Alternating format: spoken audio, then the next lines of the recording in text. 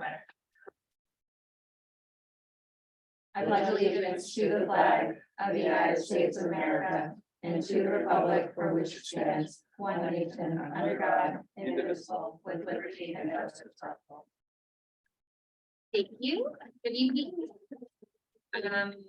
Our first order of business this evening is to address the bond fund. To provide a little bit of context here, the bond fund is a fund that we have, and I forget the woman's first name. Is it Elizabeth? Elizabeth. Okay, good. Elizabeth Vaughn put aside some money for the town to use for largely for winter recreation. Every year in March, we will accept applications for essentially the growth of that fund each year. And this is just a kind of a formality order of business to elect a chair and a treasurer for the bond fund, kind of more of an administrative kind of thing. I believe as it stands today, I believe that I am the treasurer from before and Jack was the chair. And so we just need to elect a chair and a treasurer, and then just move as item number 2, take care of minutes from our last meeting. And I'll just put my 2 cents in here. The process to get kind of approved and all the paperwork and stuff to be on the bond fund as either the chair or the treasurer is a little bit cumbersome. So I'm just going to go ahead and suggest it probably makes the most sense for me to stay on because I'm already on it, and then we add somebody else. So I'll go ahead and take the chair position, I guess, and nominate myself for chair of the bond fund. I'll second that one. Okay, we have a motion, a second. Any discussion? All right, all those in favor say aye. Aye. Any opposed? Motion passes 5-0. And then I'll go ahead and offer up a motion to nominate Jeff as the treasurer of the bond fund, given he's vice chair. Second. We have a motion and a second. Any other discussion? All those in favor say aye. Aye. Any opposed? Motion passes 5-0. Sorry in advance, Jeff, for the administrative aspect of getting onto the fund. All right, and then item number 2 is minutes from our meeting, our last bond fund meeting on March 8th, 2022. Madam Chair, I make a motion that we accept the meeting minutes for the bond fund of March 8th, 2022 as written. Thank you. Do a second. Second. We have a motion and a second. All those in favor say aye. Aye. Any opposed? Motion passes 5-0. All right, from here we can move into our regular council meeting. We have 5 councilors present, the manager, the assistant manager, town clerk, and we also have Denise, our economic developer, present, and minutes from November 22nd. Madam Chair, I'll make a motion that we accept the meeting minutes from November 22nd, 2022 as written. Second. We have a motion and a second. Any discussion? All those in favor, no discussion. All those in favor say aye. Aye. Any opposed? Motion passes 5-0. Next order of business, signing the treasurer's warrant. Madam Chair, I move we sign the treasurer's warrant in the amount of, when my computer catches up with my finger, $938,062.52 dated 12/8/2022. Second. We have a motion and a second for discussion. This warrant does include our school payment. Therefore, it's a large one. Any other discussion or comments? All those in favor of signing the treasurer's warrant say aye. Aye. Any opposed? Motion passes 5-0. All right, reports and presentations. We're talking about TIFs tonight.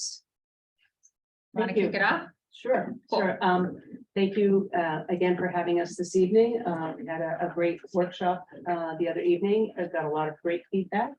Incorporated some of the information as well. And I wanted to introduce with us this evening Shauna Cook-Mueller from Bernstein Shur.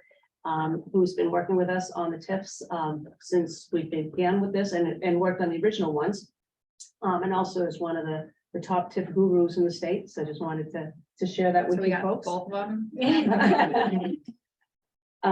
So tonight we'll be talking a little bit about the Punkintown amended program, as well as the new transit-oriented TIF district.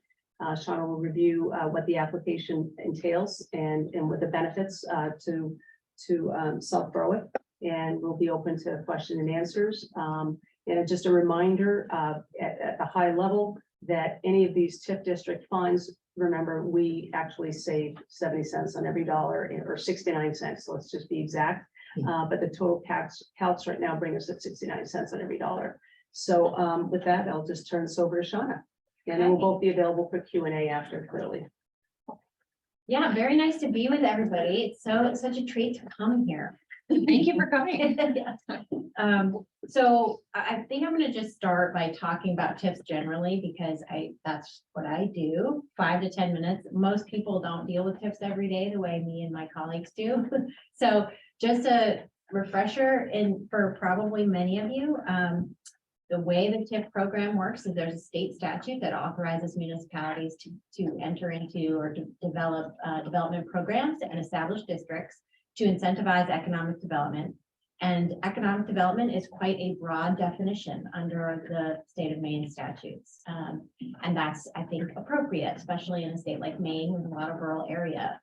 Business means different things, you know. So that's important to note. And the way that TIF districts work mechanically is you put your arms around an area in the municipality and you freeze the assessed value. And so the incremental value added to that area gets segregated as what's called captured assessed value, and the taxes paid on that captured assessed value go into a segregated fund for the TIF project costs that are outlined in your development program. So those are project costs that range in different ways, and we'll talk a little bit about the different things you can do with TIF revenues. But those are both authorized under state statute, and you've outlined them in your development program that the council is asked to approve. The important financial aspect of TIFs, as Denise already talked about briefly, is the tax shift benefit. And this is where the real power economically for municipalities comes in. And just to refresh everyone about how that works. Outside of the TIF world, every municipality in the state has what's called the state valuation. That's the total amount of value in your community, and it gets equalized across the state so you can compare apples to apples. That number is used in all sorts of things. It's used to calculate your state subsidies for municipal revenue sharing and state aid to education. It's also used to calculate county taxes and your additional local ed budget towards your school district. The theory being that as you get more value, you have a better ability to pay for things on your own, and you can do with less subsidy and you can do with a little bit more obligation. And there are other things that go into those formulas, but that's the basic dynamic with respect to state valuation. When it comes to TIF, the captured assessed value in a TIF district is invisible to that state valuation.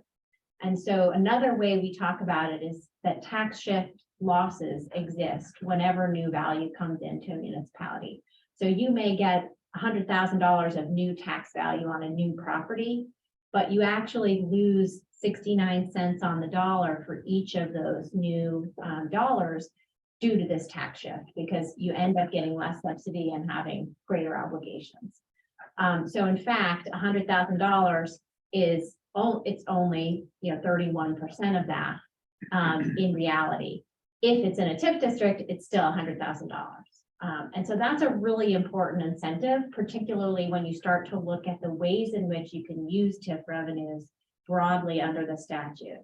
And so if these are things that you think the town would value anyway and would want to spend anyway, then it's just a financial no-brainer to do it through TIF. That's sort of what I always like to make sure is a baseline understanding in the room. And then I just want to talk briefly about these two applications that we've been preparing. One, it relates to what is currently called the Punkintown Road and CMP Corridor TIF district that you already have in town. And this district has been, what we've done in the application is expand the list of projects. So that as TIF revenues accumulate or are generated each year, you have a broader array of things you can do. And on an annual basis, you can determine exactly how you want to spend those. And so we've increased the range of types of things that you can do. Doesn't mean you're obligated to do any of them actually, but you need to spend TIF revenues on those things. And, you know, the other thing I just wanted to note is that this program is quite flexible. While there's a legal process and documentation required to amend these things, it can be done at any time during the term of a district. And so if you notice you're accumulating a lot of revenue and you don't have ways you're really valuing to spend it in the development program, you can terminate these things early, you can reduce the captured value, you can look again at the statute for additional, I mean, this is sort of what happened here is the statute has evolved over the last few years. And so there's more opportunities than used to be there. So you can amend it to admin projects, which is what we're doing today, or we're considering, having you consider doing this year with respect to this district. The other thing I wanted to mention is that there's some conversation among staff about whether the name of this district should be changed. And so to the extent that council wants to move forward with this application, we'd love feedback tonight about that so that we can get the documents up to date. And so I'll let Denise and Jennifer talk about that. But first, I just want to also talk about this proposal for a new transit-oriented TIF district. This is a particular type of TIF district under the statute that's meant to acknowledge the sort of inextricable link between transit and economic development. Getting workers to work is the idea. And it actually is quite broad, so you get all of the opportunities that an economic development TIF district would get, and you get some additional flexibility to incentivize or invest in transit, even to the extent that it exists in South Berwick. So that, again, another sort of aspect of people thinking transit means, you know, the Portland metro area, but there's transit really all over the state. So you'll see in this TIF district proposal that there again is a significant set of options for project costs and ways that you can spend the TIF revenue. And many of those ways you may well recognize from your general fund budget. And again, that's an opportunity to save dollars for the taxpayers here if you were already going to spend those out of the general fund. I think that's really all I wanted to say for introduction, and maybe Denise, if you have anything to add, and then I'm happy to answer any questions that folks have. I think at this point, you know, we want to have some feedback on if we want to change the Pumpkin Town, you know, where we just changed the Pumpkin Town Road district. We can talk about that. And it just what the application, I know that there were questions last time about the complexity of the information, and looking at the development program, it's a very complex development program. But at the end of the day, it's really simple. I mean, if you take a look at just the bolded areas, you can see a lot of general fund synchronicity, where you can actually move things from the general fund into the TIF district, keeping in mind that basically it would take, you know, a lot more money, 70% more out of the general fund to fund a certain amount of a project, rather than shift it to 100% funded out of the TIF. So if these project areas that have been identified resonate with you and are things that you can actually see that would be of benefit for South Berwick, then it makes more sense to fund them out of the TIF rather than out of the general fund. And that's where there's a savings. You'll notice that part of the savings before that, it was pretty much economic development salaries and operations. One of the big things here is to actually prorate portions of the managers and the assistant managers and finance operations, assessing, planning, you know, assessing and codes. Those types of positions could actually be paid at a prorated portion. And so that automatically is something that's already in the general fund budget that can be shifted. Significant capital, for example, we do not know, oops, sorry about that, the outcomes of the transit study, the transportation study, the Route 1 signalization. So just the signalization alone could actually 100% be funded out of either one of these two TIF districts and not have to come out of the taxpayers' general fund. So those are type of capital expenditures that can be shifted. I think that was it that I wanted to add. Tim, did you have anything else you wanted? No, to I'm add? just gonna, what name were you recommending to change the Pumpkin Town to? We're thinking of Pumpkin Town Business Park. And then this way, it still retains the Pumpkin Town for those folks who have become familiarized with the road. And then to Jennifer's point, when we were having the conversation, what if there are roads that spin off of Pumpkin Town? So if we call it Pumpkin Town Road, it may not be essentially just Pumpkin Town Road, if we add other parcels. So we're thinking Pumpkin Town Business Park. At first, we thought industrial, but industrial sounds like just one type of business versus business park could be manufacturing, could be industrial, could be mixed use, could be anything. So it left it more open and so I think that's what we were thinking. Good. If that would be to your approval, and then we could, alter the documents and have them ready for the public hearing. Madam Chair, can I just make a Yeah. quick comment? I think we definitely, I know we're kind of split on keeping Pumpkin Town. But I definitely, a lot of people might not know that it actually has historical reference to our town. Just a little quick thing, it was Pumpkin Town was also once known as Emerytown or Emeryville. And it was a village situated at the corners of South Berwick, Elliott, and York, Maine. And at its peak, between 7 and 10 families gave the small town its population of somewhere between 30 and 40 people. And the families operated sawmills, a granite quarry, and a grist mill. So I think as representatives of our community, it would be in our best interest to, as we grow and change as a town, but we also need to preserve our historical sense because South Berwick is, has a lot of history to it. And I think adding industrial or, whatever is fine, but I really think that we probably should keep the Pumpkin Town part of Agreed, that's the road. it. Good feedback. Okay. If I may, Madam Chair, just a note where, when they developed the TIF, Pumpkin Town was 2 words. When the council adopted the road, you made it 1 word. You may want to consider that with your name. Good point, thank you. I was gonna ask that question. I'm glad you brought it up. We can easily make it 1 word. And it's acceptable. It says Pumpkin Town as 1 word or Pumpkin Town as 2 words. So either works from a historical perspective is more than fine. Yeah. Well, the signs made, we hate to have to change that, so we might as well make it. one word. That That would just cost more money to change the sign. Yeah. Petition 911. We just have to change everything. Are you just looking for consensus from us on this? Yes. You need a motion. A motion to be specific on 1 word or 2 word. And exactly what we're gonna call What are the implications for changing the name? There's no, I mean, it's just what it will go by officially under the state records. Yeah. And so it is required that the title include omnibus municipal development and tax increment financing district, but the stuff that goes at the front is if Pumpkin Town Business Park would work great. right? So over time, as she goes to go out and sell that to different companies and businesses and things, so I'm sitting at the table and I have a cereal manufacturing company. It's not industrial, so I don't look at South Berwick because I'm looking to expand in southern Maine, but that's an industrial park. I'm not going there. Okay. I want to find someplace that's mixed business use that I can not only make cereal, but I can open a cereal restaurant in the morning, the same thing. So if it's a business park, Okay. then it looks like it's more multi-use. Yeah. And people would, I think, be more attracted to it. All right, so it's giving some definition for marketing and that's really where it is.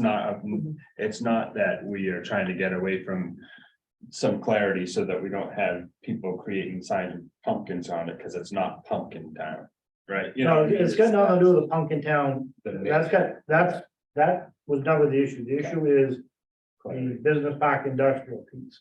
Right. That's the sand, whether it's the sand thing, that's the Pumpkin Town thing was never, Yeah. Okay, that could stay. That was never the issue. It's just broadening the scope of what it looks like when you're trying to sell it nationally to businesses across the nation. Yep. As opposed to an industrial park with business park. I got you. Thank you. All right, so then I would go ahead and offer up a motion to move forward renaming the existing Punkin Town Road and CMP Corridor Municipal Development TIF District to Punkin Town, one word, road, Punkin- business, We don't need the road, Don't need the road. Pumpkin Town Business Park, and then the rest of what. Okay, she's- Punkin Town to Punkin Town, one word, business park and business park tax increment financing district. Yeah, and All the other include- stuff. Yeah, Yeah. we'll include the other required Okay, components. okay. Second. Do we get that? Okay. Sean, can you repeat that? I can if you'd like. Thank you. Great. All right, we have a motion and a second. Any other discussion? All those in favor say aye. Aye. Any opposed? Motion passes 5-0. We will rename the existing TIF district. Any other questions or anything that you all wanted to share with us? I gave you a copy of this, of a quick cheat sheet that the Yeah. staff developed. I want to thank Thank you. Jen and Denise, and they actually took, after they made this and walked around and started talking to different staff Oh, members nice. and said, does this make sense to you? No, that doesn't make sense. So we changed this. So we're now, you got it, we're gonna put it on the website as well, so you can simply refer people to the website. I think it answers the frequently asked questions, the basic ones.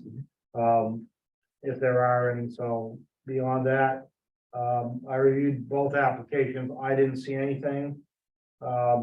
Did we expand a little bit on Pumpkin Town? Careful, we can spend that money on. Did we expand some We of that? expanded it to look pretty much at everything that's in the transit. In the oriented. transit, we matched So those you, so two. now, like your accumulated funding right now, it's in there, had very, very limited capacity to spend on general fund projects.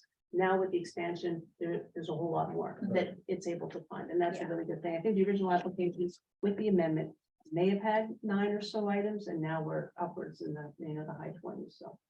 Yeah, so the purpose of the Pumpkin Town was the expansion to match the transit TIF district. And both of these, we need economically to move the town forward for the next 10 to 20 years to save tax to pay dollars, bring business to town and do projects. I think one other thing, if I may add, I mean, on a, basically very conservative estimate based on last year's numbers.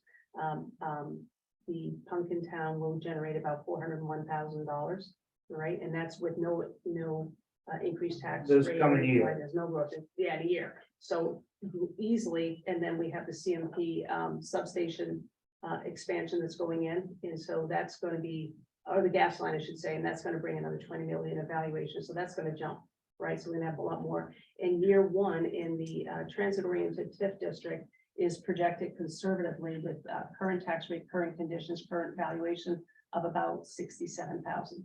So between the two with the expansion, you're looking upwards of about 500,000 to be able to spend on economic development program initiatives that are all listed in these programs, which includes salary tax shifts, capital.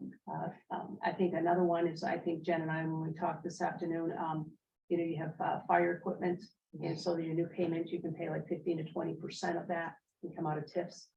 And so there are things that we'll be able to shift in a tight tax year to the TIF district. So it's a very, very critical time to be able to make this happen. Yeah, this is gonna be a tight tax year. I was trying to be nice. And then we have our public hearing scheduled in a couple of weeks on the 27th Mhm. for both of these. And then that's sort of like a final step to be able to get the application submitted. Yes, and then at the end of that, there is a motion in this, and we will talk about that. And when Jen puts together and Barbara put the motions together, there's going to be a draft motion that's actually already in here. Mhm. So that you close the public hearing, and unless you hear something that's just going to make you say that we need to delay this, you can take action that evening. It will be hopefully that we can do that. And then they will work in closing up and buttoning up the full application, which includes Barbara's draft minutes. And sending that all up to Augusta early January, so we can have approval before the budget year completely starts. So, and the purpose of sending it to Augusta and getting it early, part of what Denise was talking to us about. We're not the only ones applying for TIF at budget time, trying to get them into the state, get the state to approve. Trying to get the state to approve anything, as you know, is a wonderful concept. So we want to get in first, get to the top of the pile, and then have Tiffany Roberts go in there and scream and holler and push and do her magic up in Augusta that she's supposed to. Correct? We could have that. Yes, sir. Thank you, Tiffany. Thank So that's, we're moving, and I want to thank Denise, and Shauna and Jen and all the staff that helped, we've been. These normally take about 6 to 8 months to work to put together. And when Denise showed up, the day I hired her, she said, "What's my marching orders?" And I said, "You have till Christmas, get it done." And he said, "Don't stop." I'm almost making it. Yeah. She did. So I want to compliment her, and Shauna and Jen put a lot of time into this, and I certainly, as the manager, you made my job easy, and I know the council certainly appreciates your efforts. Thank you. That's why we hired you. Good job, Shauna, good job, Jen. And this, we'll see the benefits for this for 30 years. Yeah. So this is gonna be huge. So I just want to thank the staff. Yeah, thank you all. And I just want to add that one to the council, this is a lot of information to digest. Yes, I've been able to do it in short order, but I can't do it in short order without your support. So, and Tim can't do it in short order without your support, so it's very, very critical. And you're the representatives of this community, and that's who we're trying to benefit anyway, right? So, thank you. I have one quick question. So I know we're applying and we have to wait for state approval and stuff. Is there a concern of this not getting approved? Yeah, that's a great question, because the legal process requires you to approve it and then we go to the state. Yeah, We've already had a pre-meeting Okay. with the individual at the state who reviews these applications to make sure she went through the whole Mhm. project list. That's where we want to make sure that she doesn't see something that doesn't quite fit. She actually gave us some feedback about language changes, just Okay. to make sure it was more aligned, which we incorporated without changing any of the meeting. Mhm. So I'm not concerned at all. Okay. She always will have some feedback Mhm. about and questions in the review process, Mhm. but they're never gonna be issues that are, not things that we could just change. You actually, if you will look at, and part of why we have long form orders where you'll be asked to approve them in later this month, is that we give some delegated authority to the manager to make changes to facilitate approval, so long as they're not substantive in nature. Mhm. And so, that's part of what that process at the state will involve. And if there's anything that's substantive enough, he's gonna decide to come back to you Yeah. first. But that's how it works. So we will expect an approval letter from DECD probably 6 weeks after we submit depends on how much is on their desk, but that's what we try to shoot for. Okay, great. Did somebody have another question? Anybody? I did. Yeah, go ahead. In reading, I'm looking at the first one, that was the transit. The Okay. transit one, just. When I'm looking at that, this is what the public hearing on the 27th will be on, correct? So The this, entire application, yes, Yeah. and the development program. Both correct. applications, because we have two votes. oh, okay, all right, so. Just trying to think of some of the questions that popped up in my mind, so. One, I was really excited to see, so we're central mentioned in the application, I think they're obviously a good, a great piece of the town. Are these promises or obligations? Or are these just check marks, like, we could do this, correct? Yeah, Yeah. and I think the easiest way to explain it, it's like, and I did this when I was in Yarmouth, it's like the menu approach. You want everything included. It's not promised, it's not guaranteed. We will not generate enough money to pay for everything that's in this program. Just won't, simple as that. And so what happens every year is when you go through the budget process, it's up to staff and council to prioritize who they want to fund out of these programs. And you also have an accumulated wealth, if you say, in the Pumpkin Town, that you could possibly spend down in 1 year unless you want to fund 100% of a traffic signal or a new fire station, or, whatever it is that you want to fund. And so you want to be able to just budget so that you're not exceeding what you're annually accruing. But you also don't want to be underspending to the point of where you're at with the $1.1 million, is it $1.1 million balance? Right, which is going to serve you fine. should we use traffic signal or other projects? So, but yes, so the other piece, I mean, I haven't seen it, but I actually saw it in one public hearing where somebody said, what about this project? And so you make an amendment and you add that, and then we make that amendment, and so you vote on the motion with the amendment to add. Well, I do speak more to that. so. yeah, so procedurally, what we like to say is that whatever application is in front of you and that's been made available to the public leading up to the public hearing, that's what you're voting on, up or down. If there's something that we all missed in preparing it and it comes to light in the public hearing, we would suggest you delay and redo the hearing, because the theory under due process is that that issue hasn't been made public, and so someone might have chosen to come to the hearing that they didn't if they'd seen that. That's can sometimes be surprising to some folks who think, oh, well, we should be able to respond in the moment to a public hearing comment. And actually you can, but then we got to redo the public hearing process and delays things. So if that does happen hypothetically, would it be better off that we up or down that night so that we can get it done and then come back and do another amendment? Because That's the other option. If Yeah, you want because to that's the move easier forward, I one. know your timing is such that you want to get feedback, Mm-hmm. before you get really in earnest into your budget process, then you could vote to approve it as is, and then we could do a subsequent amendment to add the project. Donna, would you either be available for that meeting to come or be available by speakerphone or tag in on Zoom or so that we, would, in case there's a question of procedure, you can answer it. for us? Yeah, I believe that my colleague Amanda Method is, Gonna come. is Okay, gonna perfect. either come or be available, either one that, Okay, whichever you prefer, but she can okay, handle that for sure. okay. perfect. She drafted this. I read it after she Okay. drafted it. So she had a conflict tonight, so you have me. Okay, so she'll be here, she'll either be here or be on Zoom. Okay, great. Yeah. Awesome. Any other questions, comments on the TIF applications? Okay. All right, thank you both for coming tonight. I'm really looking forward to the public hearing and hopefully it all goes well. Great. Thanks so much. Thank you for coming down. All right, public comment is, we don't have anyone in the room. Is there anyone on the phone that has something they wanted to bring up that's not on the agenda later on?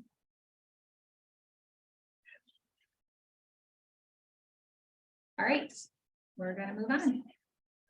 Bye, thanks. Thank you. We don't have any unfinished business this evening. However, we do have under new business number 1, we have a resignation from the library advisory board. Let's vote no. Yes. Hilda can't go. That's all I'm gonna say about that. All right, Don, you want to make that motion? I'll second. To not let her leave? Oh, I'll make it, but then she's gonna grab me by my ear. No, it's a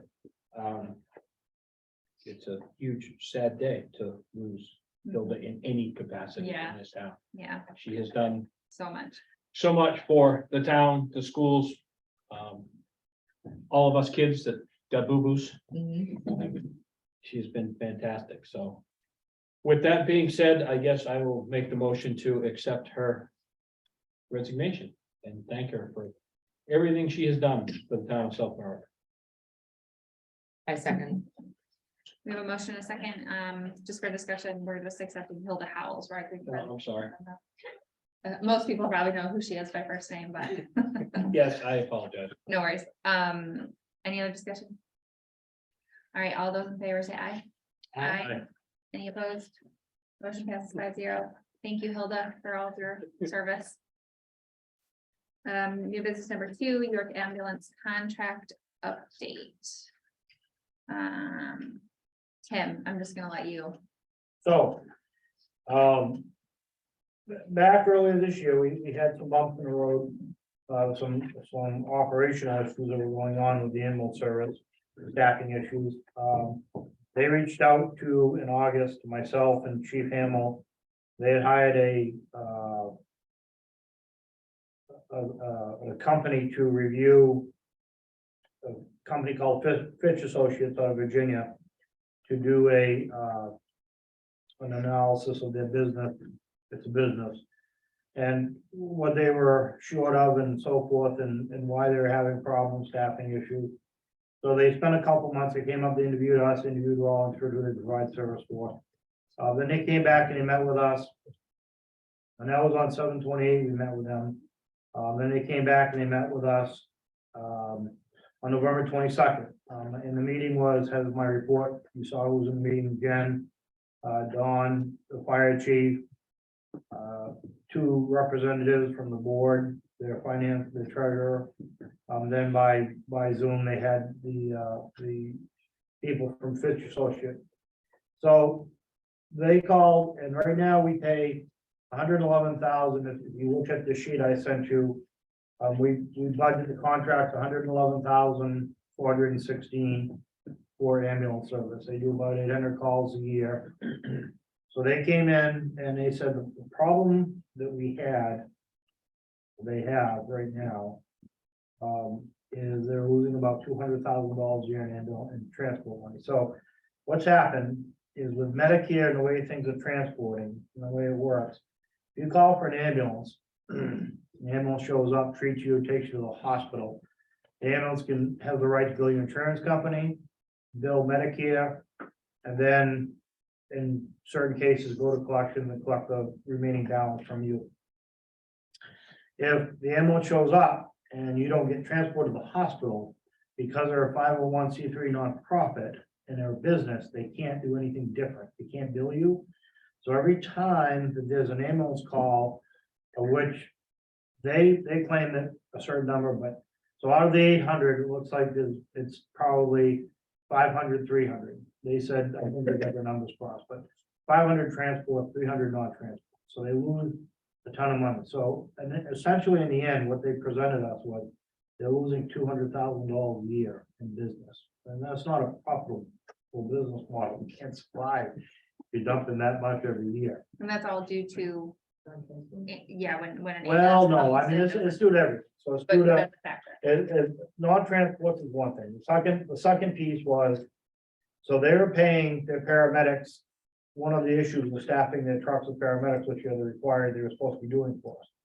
They didn't have enough paramedics to staff the trucks. One of the reasons was they were one of the lowest paid ambulance services in the region.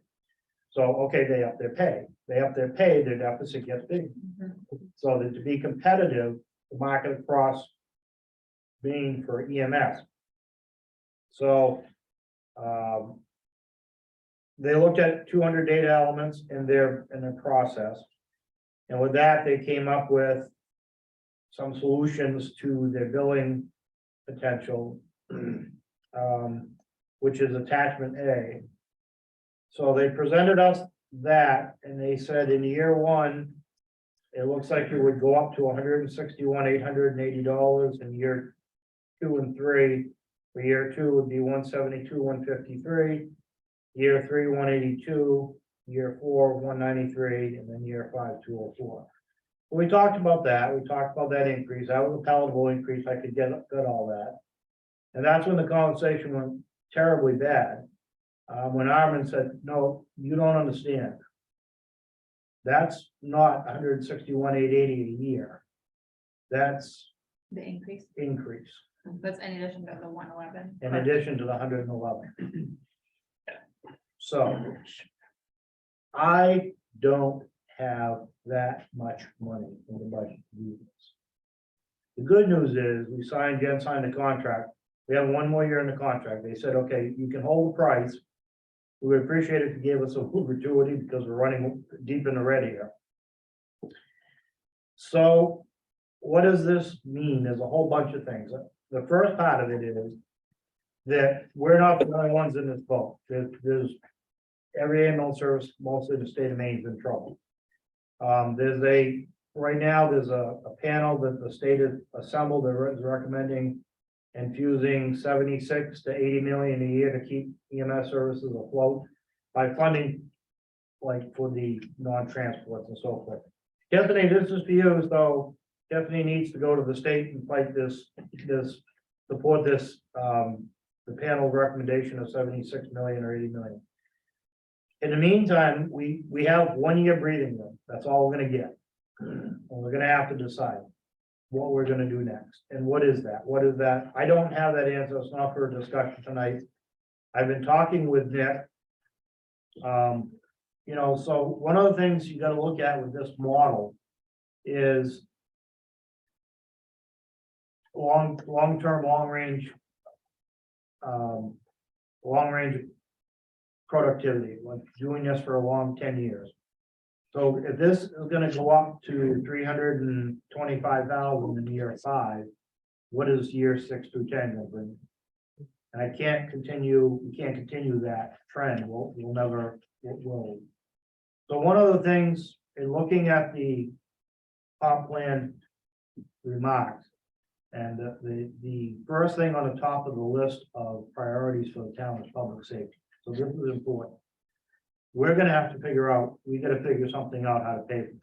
Elliott and Berwick do not pay for ambulance service. They had an old agreement with Stewart's Ambulance Service. The Stewart's Ambulance Service goes in and just takes the patients out and bills for that. I think, I don't know how much longer that's gonna survive.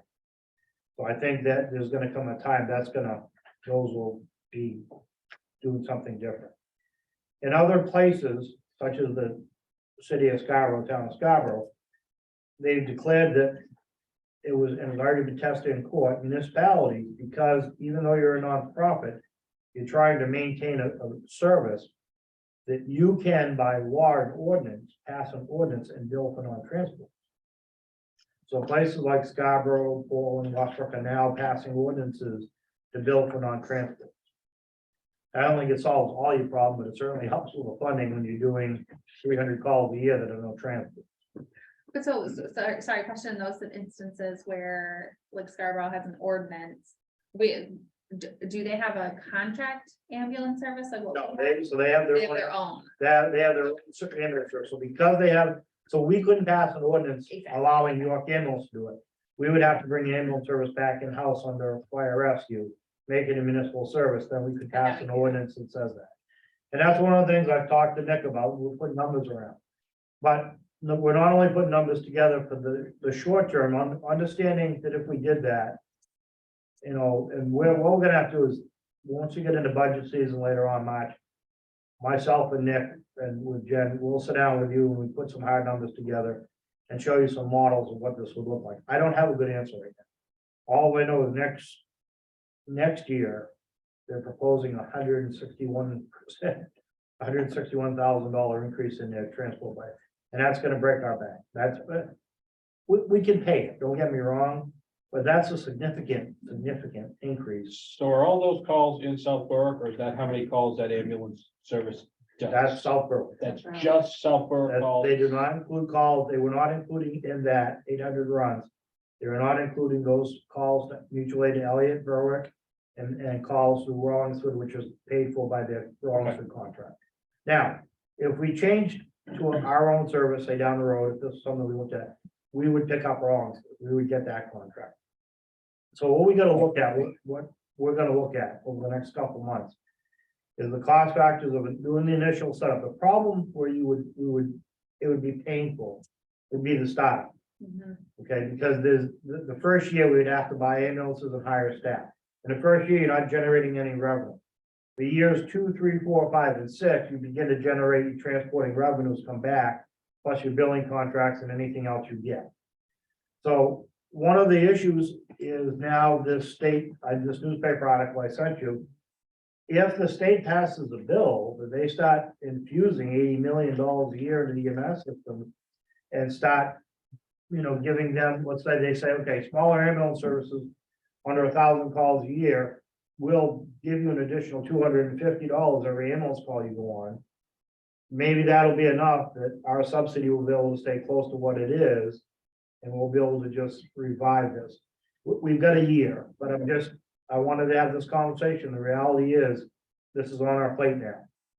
And within a year, there will have to be a hard-paced decision. If the state doesn't come through with additional funding and fix this, we are gonna be forced with either we jump this for 5 years, and they already said they will only do a 5-year signed contract. So do we do this, or do we do it our own selves and eat the bull the first year, the startup cost? When we looked at the other costs, we figured we'd be pretty close in year 4, 5, 3, 4, 5. And between billing services and passing our own ordinance for non-billing transport. At breaking, probably wouldn't be even, but what it would be is we'd have better control over it. Because it'd become a municipal service, it'd become part of fire rescue. Is that the best answer? I don't know yet. I don't have any. You know, I almost passed out my chair. Anything you want to add? About this, you were in that meeting? Yeah, no, it was just a huge increase, just, Yeah. you know, we were thinking, it would increase 40, 50,000 and, we could probably handle that, if we had to, but yeah, to bring it up $180,000. If Very steep. you mentioned that, what did you say, Elliott and Berwick have some sweet deal at the moment that, It's an old contract that from years gone by. Where they said, so here's what happened, they don't have an ambulance in their town, okay, make it clear. The ambulance comes out of New Hampshire, comes out of, Somersworth, New Hampshire, Stewart's ambulance. So if you have a heart attack, and I believe the yard has Stewart's also, the Kittery has Stewart's. So if you have a heart attack. They send first responders, they send a fire department to go with oxygen and Band-Aids and to, help you out. And then Stewart sends the closest ambulance they have. The problem becomes when Stewart doesn't have an ambulance available. They then dispatch York ambulance from Salt River Fire Station to go take care of the call on Elliott. And they're losing money because they're not billing, they're not getting the billing, they should be billing Stewart's ambulance. That's a practice for them to take care of. Mhm. Those are issues that, I think in years to come, if we were to talk about, and I'm not saying we are. But if we looked at an alternative in a house, I think you look at an alternative of. Berwick's gonna face a service and Elliott's gonna face a service shop. Yeah, Shipyard does Kittery, Shipyard does mutual aid for Kittery. Yeah. So So, we have 2 on yard, we have 2 shipyard ambulances. Yeah. And they'll go out to Kittery, if exactly, Kittery can't cover. right. So, I don't have a good answer. I'm just making you aware. This is the first of probably many. Increases in service fundings that's probably gonna show up on our doorstep. They have no problem billing insurance. My No. trip from York to Portland was $9,000. So. Yeah. That's a long, that's 40 minutes and $9,000. one thing, I asked about Elliott and Berwick, I know that it's potentially a moot point now, but you said that there, I don't know, the Stewart's thing might fall through at some point, but like, if we're gonna start thinking about having like our own in-house, like under the South Berwick umbrella ambulance service, like, is there opportunity to sort of like hold hands with neighboring towns and like, if they need ambulance service, like, can we somehow like partner together and, That would be part of the model. yeah, okay. Part of the model would be that, so what you gotta do, you gotta tip this thing upside down, so. For those of you who were here when South Berwick Ambulance Service Inc. was here. It was a volunteer nonprofit organization, okay? The problem is that was not gonna survive anyway, no matter what you did, that had to go away. So what you do is you end up taking a model. And you make it a business model and you flip it over, you run it for a profit as best as you can. And you'll never recoup 100% because you can't, because it's a billing agency, right? So, but you start to run it as a transporting ambulance service for business. Your business is taking people to the hospital. Mhm. And your business, unfortunately, is when, so what's happened over the years. Is because of the change in the mental health system, change in the EMS doctors, medical system. People who don't have HMOs, people who don't have insurance, people who don't have healthcare, whatever.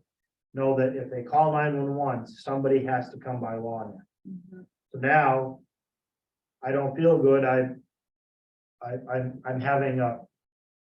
Stomach problem, I call 911. And I've called 911 3 times today because I don't feel good. I don't want to go to the hospital, but the ambulance comes, they check me out, they have to go by law. So every time that the kind of one of the things the state's looking at is you're paying for standby, nobody's paying for standby time. And that's what's killing us, right? It's the standby time, because we have to pay an hourly rate, $28 an hour for paramedic to be on duty. But when he's not going on calls, it's not benefiting us, right? So we gotta, so there's all these moving pieces. I'm hoping the state will come forward this spring, I hope. I'm planning on scheduling a meeting with Tiffany to have a discussion with her on this. And to see if we can, the Managers Association, the Maine Fire Chiefs Association, the Maine EMS Association, everybody's behind the state funding support. They all know, and again, we're not only, there's 347 ambulance services in the state of Maine that are in jeopardy right now. Mhm. The ones that are surviving are the ones that are billing non-transports and running it strictly as a business without, so here's the problem with billing for no transports. Melissa's grandmother doesn't feel well. She has Medicare. And she's 82 years old, so she says, "Oh, I don't feel good, I need help getting to bed." She calls 911, ambulance comes. So if we generate a bill for her, Medicare is not gonna pay because there's no transport. The question is, do we go to collections to collect from that 85-year-old woman? So do we look at it and say, we want to be a nice neighbor, but we're losing money? So you gotta run it as a business model, unfortunately. Because if not, the burden is then placed upon all taxpayers, every penny you lose. It's a tough Yeah. thing. It's a hard place to sit right now. I noticed that, Representative Roberts, did you have something to add here? Yes, thank you, Madam Chair. I just wanted to weigh in real quick and, if we want to, once these recommendations hit the full legislature, sit down and do a workshop with myself and the council and you, Tim. The study came out of the committee that I chaired and turned into a blue ribbon commission because of the weight of the problem. From what I hear, there's every intention of supporting it, although it has a large price tag, but there is a huge emphasis on it is only a temporary Band-Aid. It's to save these ambulance services from going under and for them to be able to sustain. And where the state is at is we have to strike a balance between respecting home rule for you all, but also not letting everything fall apart. We could in theory mandate something like Mallory had said with kind of community services in towns, but we don't want to go that far. So I just want to make sure that you all know that there is support behind the Blue Ribbon Commission's findings, both on the health insurance billing side and on the just putting money into ambulance services. But I also need a huge emphasis on looking forward to another possible solution. And we can circle back on this when we get further into the session if you all would like. Okay, thank you. Yeah, Yeah. thank you, Tiff. We'll be in touch. Any other questions or comments from anybody on this one? You don't need any action from us. This is No, just a- this is just, I just wanted to get this to you to the table. So as we begin to do budget, this will not be the only one. If you saw in the news the other day, CMP is proposing another 49% increase. I don't know how people, and it costs a fair amount of money to run a municipality. End of discussion. And, but there's a tipping point where we say, what do you want me to do? You're asking for, I sat there, and he said, no, it's additional 165,000, 161,000. I'm thinking to myself, how are we gonna pay for that? Yeah. No matter, You come to the table with that, even if it's an Exactly. option, like, crazy. I just want to put it in front of you that we're gonna face, not this year, thank God, we have 1 year, but we only have, as much as that is, we only have 1 year to make some hard decisions that are gonna be, no matter what we do with this, if we don't get state subsidy somehow, or something changes, there'll be some tough changes. There's gonna be some tough stuff to come forward, tough love to come forward. There's just nothing, It's either that or we shut the doors and tell people, get yourself to a hospital, and if you wanna think that. You wanna hear something that's unpopular, that probably would be unpopular. You know. So that's, anyway, that's that. I'll keep you appraised as we move forward. You have one more question? Yeah, so in thinking about it, like you sort of. So if we made the, whatever, South Berwick Ambulance Brigade or whatever the heck we call It would go under the fire department. It would become part of fire rescue. it, okay, so. It'd be South Berwick Fire Rescue, that's all it would be. And the ambulance would just become under next jurisdiction. Okay, and so. So the administration staff is all there. It wouldn't be a 501(c), it would be. The town's a 501(c)(3), we're a nonprofit, so Oh, it okay. comes under us anyway. That's how it would go. But we're a nonprofit, but we have home rule, so right, we can pass laws. Pass a law that says you can't walk on the sidewalk after midnight. We can pass a law that says, so we're not, Scarborough's already done, Scarborough's got it, Lowell's got it, Westford's got it. Other smaller towns are starting to do it now, Standish just has got one going. That they're billing for non-transport. The problem is exactly that. You call me up and you say, geez, Tim, come on, I know you and, my son was sick that day and I don't have insurance, can you wipe that bill? Well, how many of those bills do I wipe out before that cost factor keeps going up and up? So it's gonna be, there's no good answer, there's nothing at all that's a good answer that I can tell you right now. So You know, any increases, like if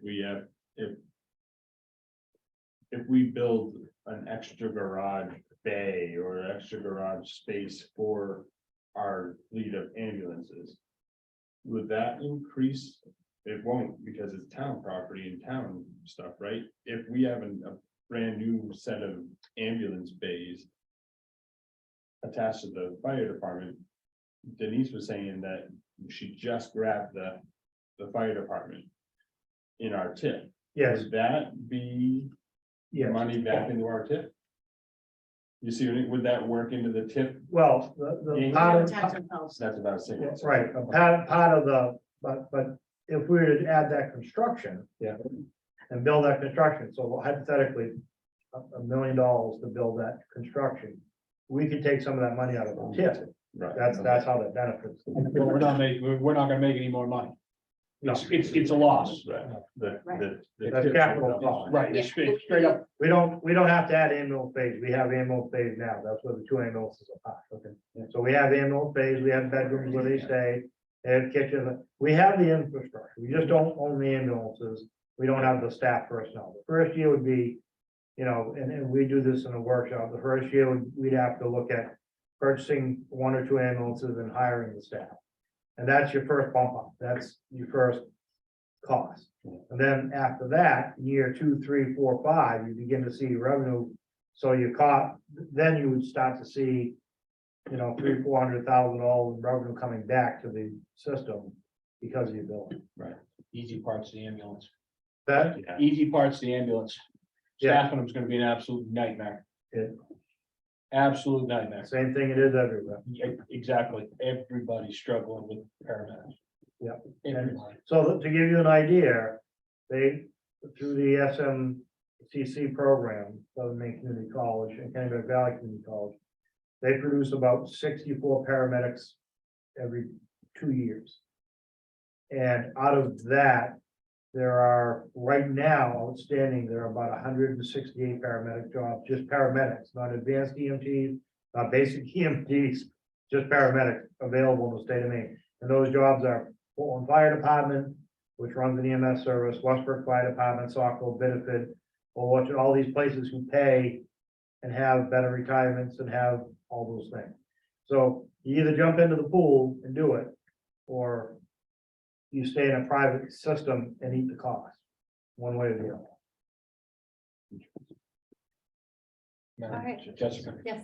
So like we had issues with York Ambulance earlier this year because they weren't available for transport. And we certified some of our firefighters in order to take. We're working on that. We've applied to the state. We haven't got notification from the state we can do that yet. Okay. But so what we have is we have some of our firefighters, our full-time firefighters and paramedics out of Dover and other places, and other full-time fire departments, that when there's a call, there's no one around, they respond. And do what they can under their own private license. We don't have the license yet. But that would be one of the things we started. We get, you know, we would get a operational license for the fire department.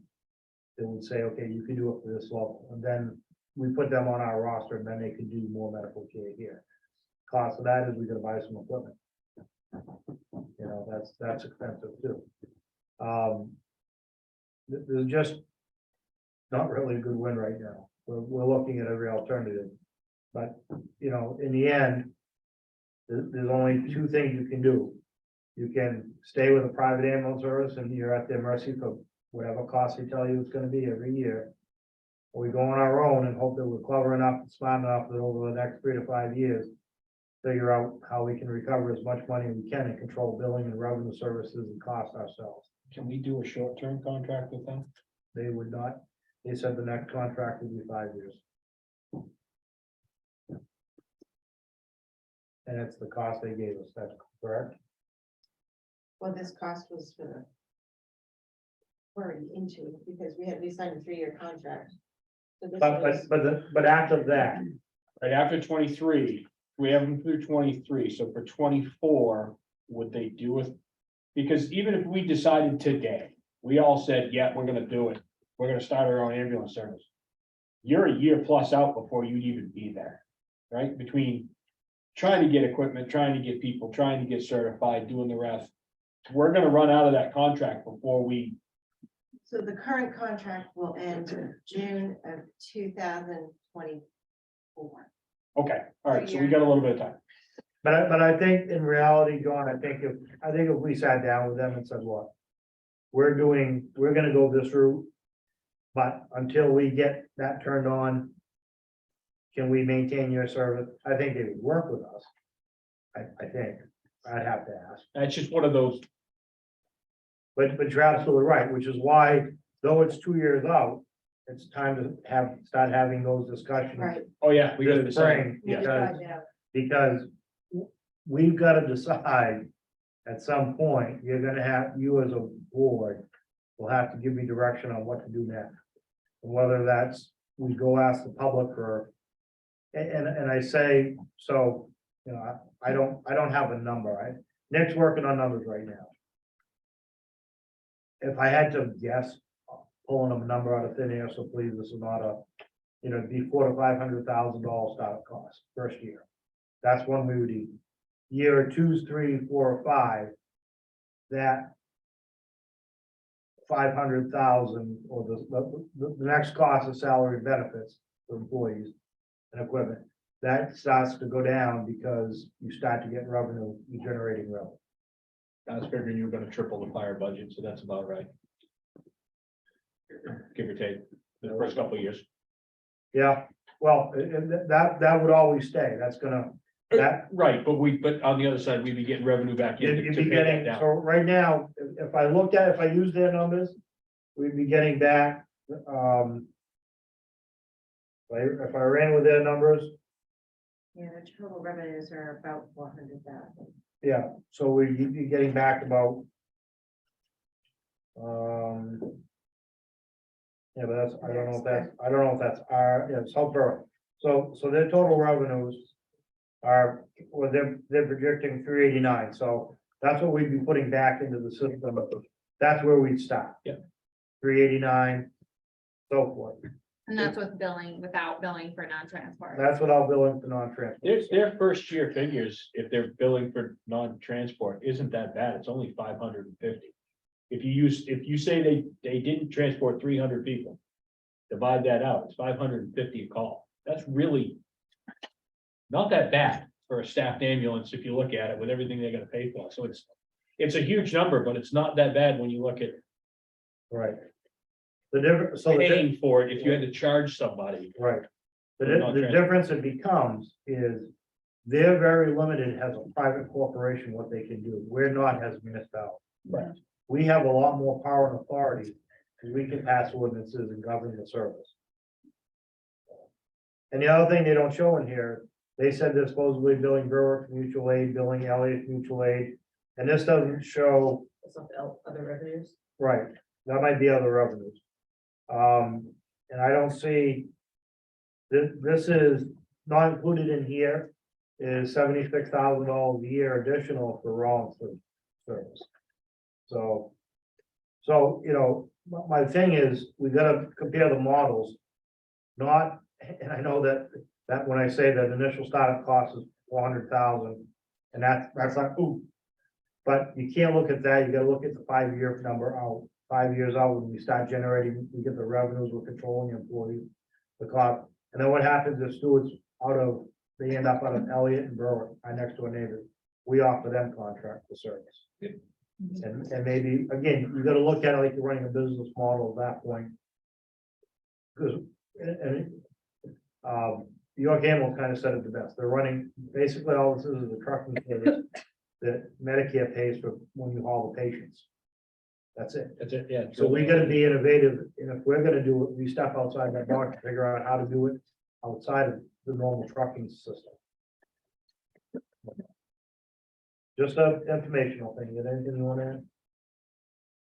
So how do we revisit it? When? Budget. I'm gonna bring it to you, we'll, once I get, Nick, after we get through January, February. Once we hit March, I'll have higher numbers by then, we'll pull a workshop. Where I can present you what I think is some realistic hard numbers about alternatives. All of this depicts on what Tiffany is talking about for the state. You know, so hypothetically, the state comes in and gives them $550 for every non-transport they have, maybe our rates can stay the same for another couple of years. Gives us a little breathing room, I don't know. But like Tiffany said, and I'll caution you the same thing, that is a simple Band-Aid, because you're still dealing with a 501c3 nonprofit. So what they did, they went up from $21 an hour to $28 an hour for their paramedics, and they now have staff. The ambulance is fully, since they've done that, they've had a paramedic on every shift for us. But they had to go up to $28 an hour. So they're asking for an increase. That's the issue. We'll revisit this when we have more info. Any other York Ambulance stuff? So thank you. All right. You're still on town manager. I had those.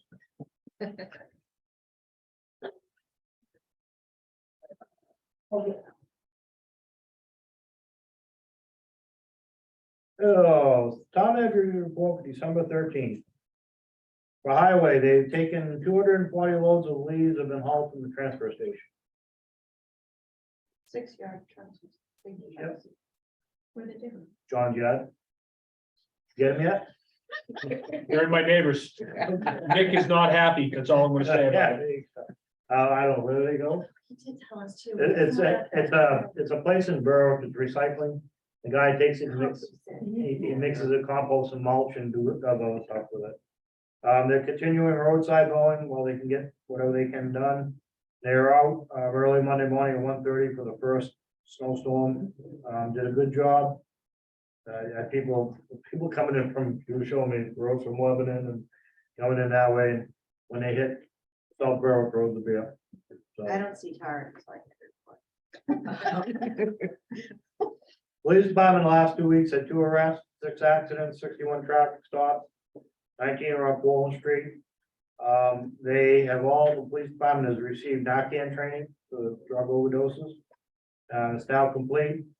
Every cruiser now has Narcan for the safety of the officers as well as the public, so they can do that. Imagine if one of the issues that I guess prompted this across the nation was a police officer in Arizona doing a search, patted down the guy, bag of fentanyl broke, and he had it on his hand and didn't realize it and put him in a cardiac arrest. Oh, wow.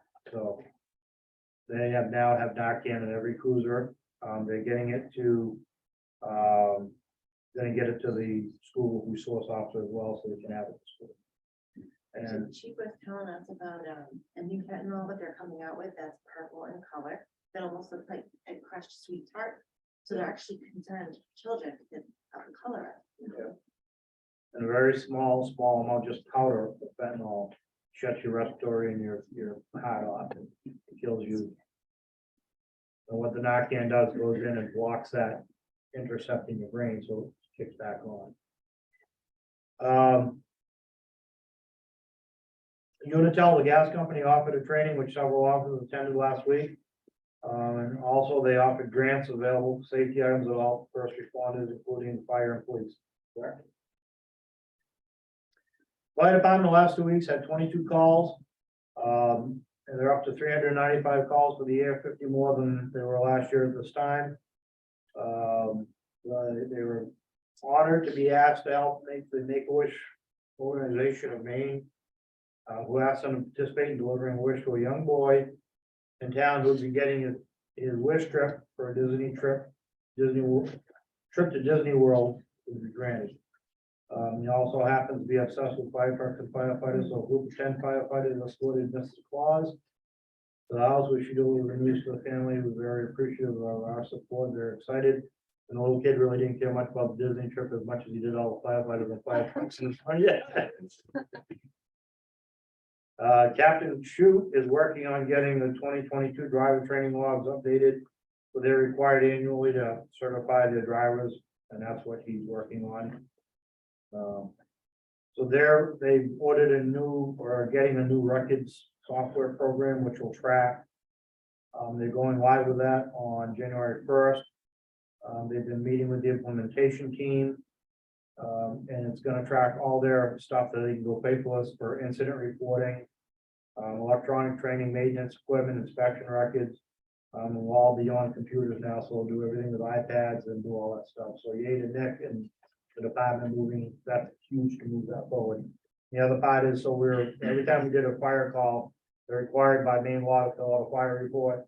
And then send those up quarterly to the fire marshal's office, and fire marshal's office categorize all that.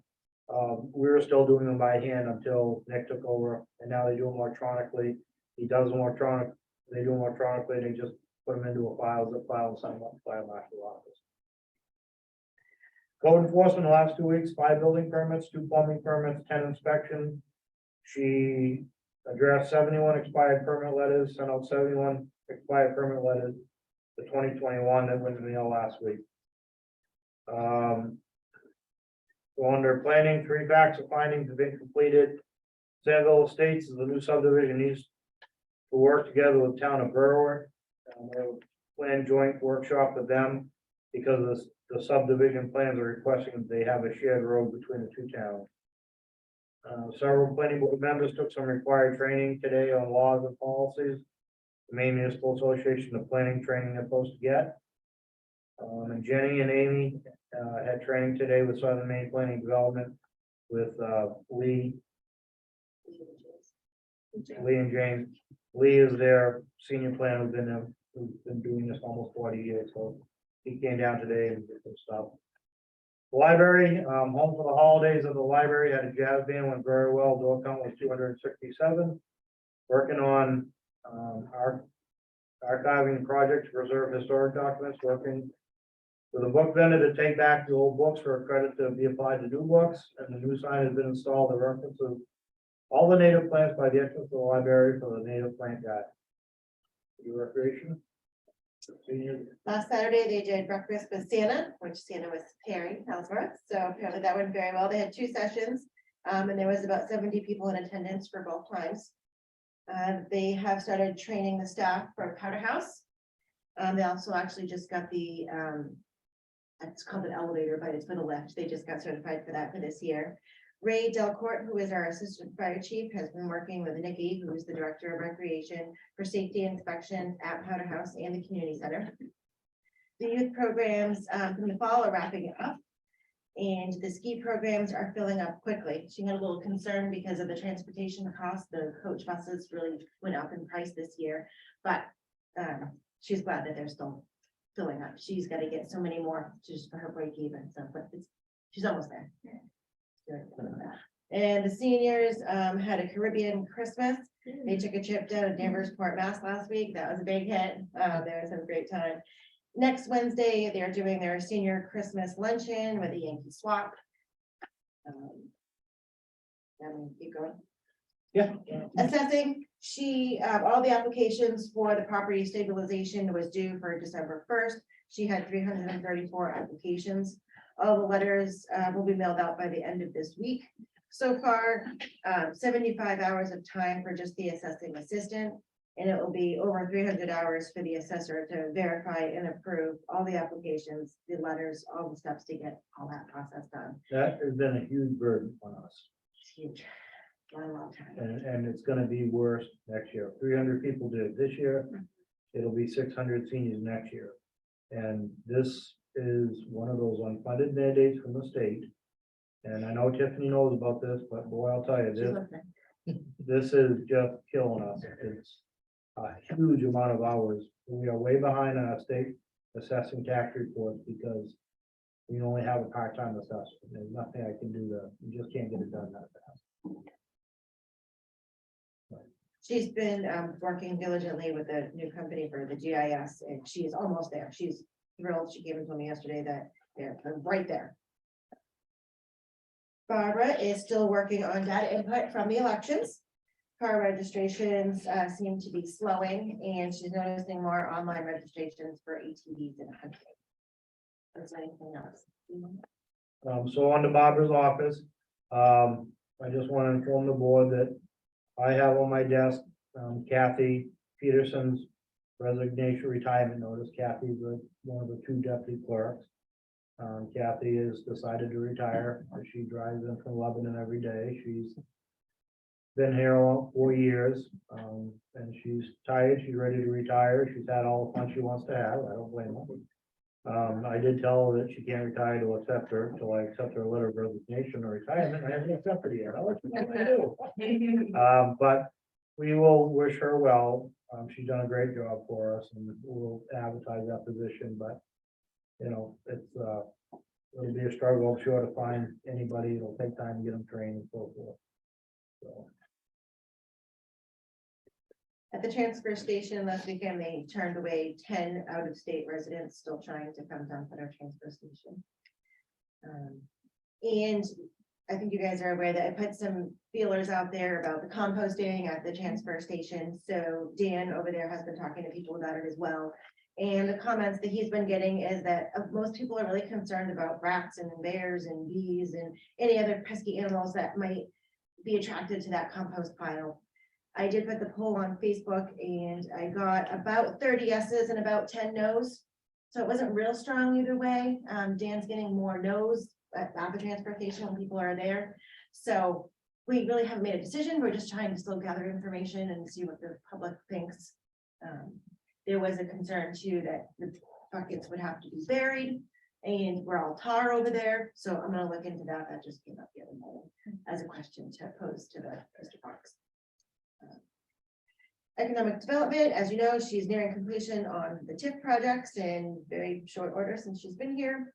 She's working with a company that wants to put up a 7,200 square foot high-end woodworking building. So Sure. So that's done. She had 3 meetings with him. And brought in code and planning to work with them. And did exactly what economic development is supposed to do. She brought him to town. So he is in a process of finishing his plans with an architect.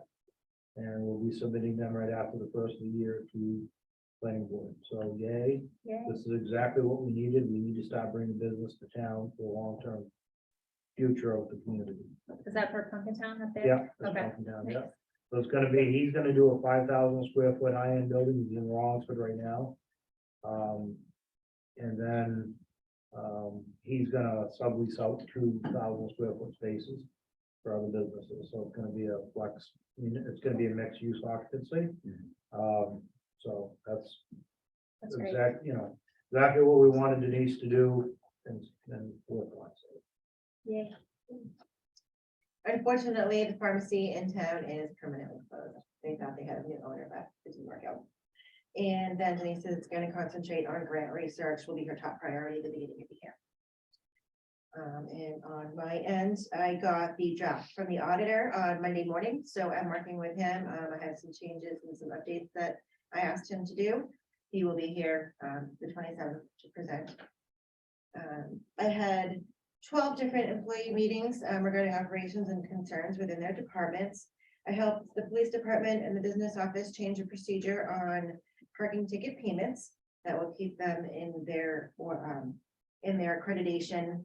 Keep cash out of that building, this building they all send it back to us anyway, so it's just kind of streamlining the process.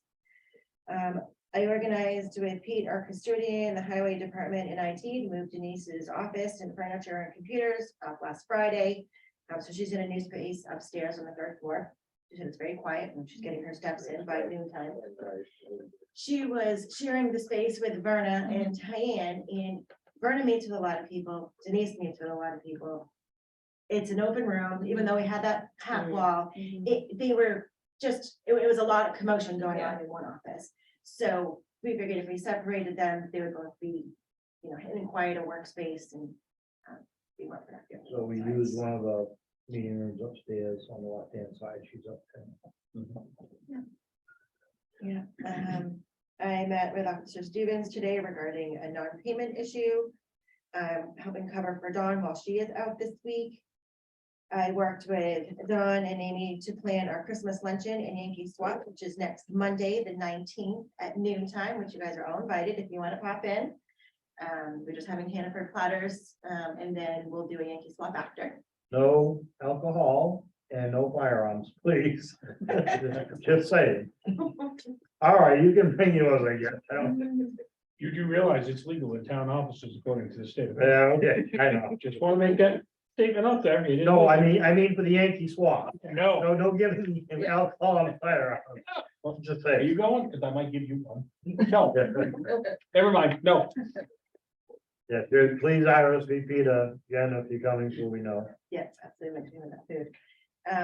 We got a package in the mail for what came addressed to Jenny, code enforcement, and it came with a note that said, I wanted to thank you, Tammy, Amy, Barbara, Verna, Diane, and the whole team at the town hall for the pointers and the research help the other day. I hope that you all have a happy and safe holiday season. And he sent that with a box of chocolate, a box of cookies. Oh, wow. So I just want to share that. I guess he spent about 6 hours there and talked to all the ladies and got all kinds of information, and he was just very appreciative. Barbara, can you elaborate what that was all about, you know? I don't remember him, I'm sorry. He remembers you. Yeah. Just the other day. I remember this. Yeah, I don't. So, I won't remember, just the other day, we were having this conversation, she was saying she was getting forgetful. You don't remember that, do you? No, it's it. It was Roman and Gun. Anyway, they were, somebody, came in and all the staff jumped in to help this guy, and he was there for about 6 hours, and they went to tax records and math and everything else, or whatever else they had to do, so I just wanted to, again, compliment the staff. Yeah. We like to see the happy stuff as well as, Yeah, yeah. that's awesome. We're working on employee evaluations. Are gonna be due to me by the end of January. Getting those all out to the department heads. All the November month-end reports were sent out, the last day of November, before I went on my vacation to Florida, which was a really nice break. I had beautiful weather. And I got really good news from the bank today. I have been bugging them for months to bring our interest rates back up, because it was at 1% and then they brought it down to 0.1% when COVID hit. And they informed me today that all of our accounts are going up to 1.75%. So that's like over $100,000. Nice. So yeah, I was really happy to hear that today. So that's what I have to share. So on our admin, been thinking about the budget process, we've been looking out, projecting next 18 months. It's gonna be a tough budget year, cost of fuel, cost CMP proposed 49% increase, I don't know how they keep doing this. Propane, utility costs, plus cost of inflation, it's gonna be a tough budget year. Denise checked in with Sebago Technics today, got some good information. So they're on a study update, the existing condition of the inventory is complete. Sebago Technics has built in some traffic models, developing the intersection options right now. Both intersections, after analysis, signal still meets their warrants. Academy Street intersection is very close to meeting the warrants for a signal, not that you'd have them that close. But it is considered that it's a high crash location, which makes it a case to be looked at. The goal is to have a technical deliverable mid-January to meet with the staff the week of January 16th. To review the deliverables. At that point, we'll meet with them to talk about the report, what it's gonna look like, how it's gonna get drafted. They'll then formally draft that report, and then the next step is that'll come to you here in a formal presentation. I met with the Public Works Director twice regarding operations, but met with the Fire Chief 4 times regarding operations and emergency management services, mostly the ambulance stuff. Met with the Police Chief twice regarding operations and grants. Been in the clerk's office numerous times, procedural items, I don't know why that is, but. Barbara, what's this? Barbara, how do I do that? Barbara, why do I gotta do this? Oh, damn it, Barbara. You're like, now just do it. Been in codes and planning 5, 6 times, for codes, plans, update, review. Met with the economic developer 8 times regarding the TIF projects. Met with the tax assistant 4 times regarding the upcoming foreclosures. 3 conference calls with the attorney, 1 on personnel, 2 on procedural. Did 1 department head meeting, conference call twice with the planning board chair. I met with 3 citizens, reference town issues and their taxes. And Ray Delport, who was the assistant fire chief, just retired from Pratt Whitney. And he was their lead safety officer at Pratt Whitney. And he is now where he's retired, and our assistant fire chief. I'm going to, after the first year, make him in a part-time position of town safety-wide safety officer. He's going to put together a safety committee that'll meet monthly with the department heads.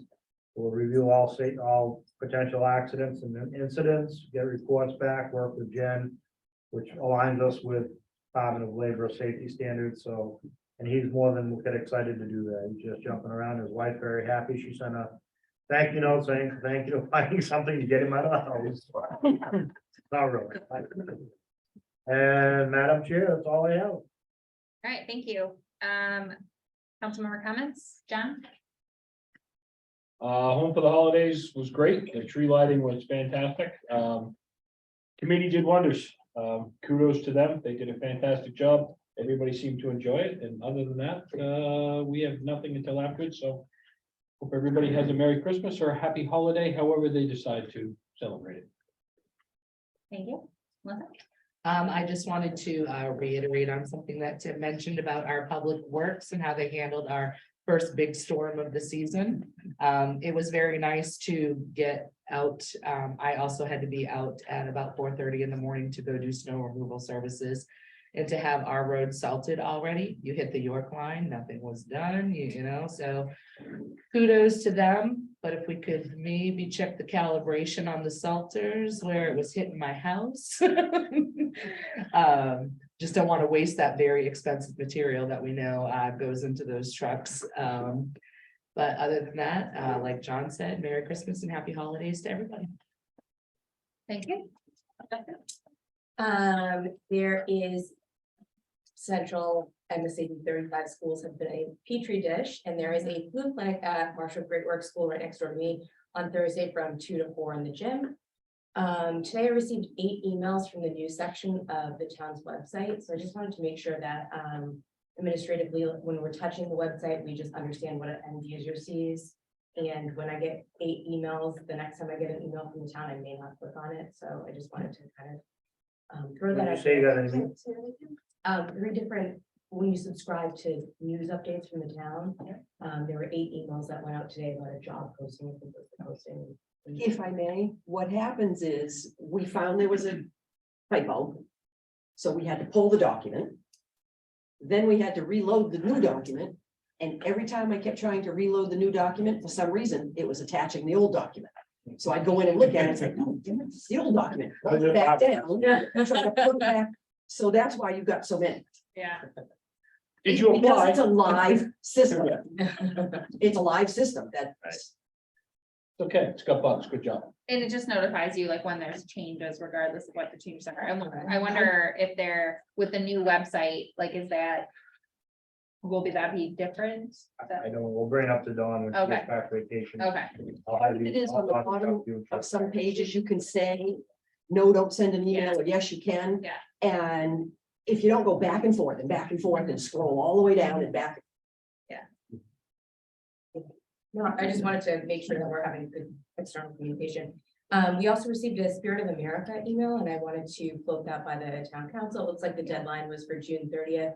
And the past award recipients from South Berwick were 2017, the Flag Brigade, 2019, Louise Anderson, 2020, Brendan Boyle, and 2021, the Leach family. So if the town council is interested in nominating a local person, project, or group to receive the 2023 South Berwick Spirit of America Foundation tribute for outstanding community service using our criteria, we just need to do that at our town meeting. So I wanted to throw that on our radar. I just also had a quick question about what is our next action item for the town hall conversation?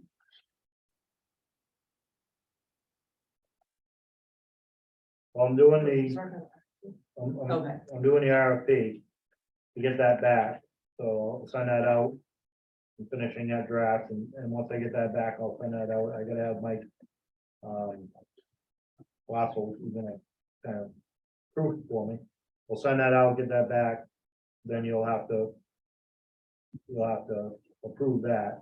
We'll hire someone to do that. They'll and that's do for the assessment. the assessment of the building, yep, and then they'll do the assessment of the building. And probably that'll be done by spring, and hopefully then they'll give us a report, and then we'll look at that and move forward. I just trying to get stuff done, but, you know, the staff can't go on vacation, it would help me out. No more vacation, people. Those palm trees were calling my name. Anything else? Jessica? That's it, thank you. Jeff? I just had a couple of little questions too, just as far as you guys have had a lot of stuff thrown at you. Are we fully staffed at police department still? No. I think one left. Yeah. So we're down one. All right, we're down one, Jared Melton left. We're down one, That's all, I knew of one, that was. that's it, that I know Yeah, and then the gentleman who was out on military is back. Oh, of. All right, we got one But out of, there's another one that's gonna be leaving us. well, he hasn't made anything. No, formal nothing's yet. formal. that is- Okay. Transfer station stickers. Do we need to take an action on that? There was talk about it, I didn't know. Right, so I had gone back to Dan and Jay and said, if we don't need to, let's not, if it's work, and then they said it was working up until last department head meeting, so I gotta get back with Jay and Dan. And if they say that's what we wanna do, then we'll go after the first of the year. Okay, We'll figure something out. I'll come back to you and we'll make a motion to get it started. I just gotta meet with them and figure out if that's, it would seem to be working, but all of a sudden it's coming back and. test the waters. Oh, that's a very. I had a lady come in the other day, she went to the transfer station, because she had contractors renovating her house. She told the contractor to go dump it there. So the contractors went there and Dan said, no, Dan, that's not what this is for. Mhm. So they went back to her, well, she was mad at them in April saying, she come flying into my office at 4:30 one afternoon. I said, oh, great, sit right down. Here you go, sir. Well, I can't stay too long. At 5:30, I was still showing her my documents. I had the budget book out. Yeah, you see how this goes here, or this goes here, this. And she quickly realized, and she said that, she goes, well, isn't this a wash? I mean, isn't it like we get money in it? I said, no, and I took the budget book out and showed her. About 380,000 for the transfer station, we get about 165,000. In revenue, it's not a wash. And it's getting more expensive. And it's not right, the tax, so I explained the whole thing to her. When I was done, she said, oh, okay, I understand it now. I really gotta go, she said, I said, okay. Should record that. And So, Little YouTube videos. Yeah, for real. Absolutely. other question, parking, there was a, Karen's issue with the Paul Street lot in. I believe you were gonna take it on to figure, Propose some changes to it. yeah, I haven't had a chance to do anything with that. okay, That's just, you guys, that was last meeting, you guys said, go ahead, Dave. It'll be a month or two project. before we're even close to anything of that. And then, marijuana and. solar. Yeah, I was gonna ask that too. So we need to, yeah, that's one, I forgot to put in my update. So we need to do a workshop on the solar farm thing, and that needs to be done sooner than later, and marijuana can come and go. But do you want to schedule something? You had suggested to me the 17th of January. Yes. That would be a joint session with the planning board. Is that the day of our understanding? No, it's an open, that's an open, Does that work? Does that date work for the planning board? yeah, they thought it did. Does anyone have any concerns with 17th of January for reschedule? our- Not as long as we have something that they're not gonna change again. Yeah, I'm good with it. as long as we need to get the documents ahead of time. I would like a document that's what we're gonna discuss. That's all I ask. Absolutely. Okay, so let's go ahead and we'll schedule a joint workshop with the planning board for January 17th, 6:30, the police station. To cover solar ordinance and cannabis, and then if we can try to get the latest version of those ordinances. I don't know, like if we have them, if we can get them sooner You rather than will later. have, you will Yeah, have. okay. I fixed that. Okay, Thank you. I appreciate all that information. And then, just been busy, doing, holiday stuff. We've briefly breezed through, home for the holidays and saw how busy and it was. It's encouraging to see the lights and the people and the holidays and appreciative of the committee and the people that spent a lot of time working on it. Yeah, that's it. Thank you very much. thank you. The only thing I had was the workshop stuff, which we got that sorted out, so. That's it. Happy holidays, everyone. And I think we have an executive session, so we'll be in a moment going into an executive session, which will turn off the recording and stuff, and then we'll adjourn, and Barbara, I'll send you all the motion stuff for both of those. Can I get a motion to go into executive session? Yeah, Madam Chair, we move into executive session, MSRA 604 4056A. 4056A. I don't have it open at the moment. So good. I'll second. All right, we have a motion and a second. All those in favor, say aye. Aye. Any opposed? We are in executive session. We can end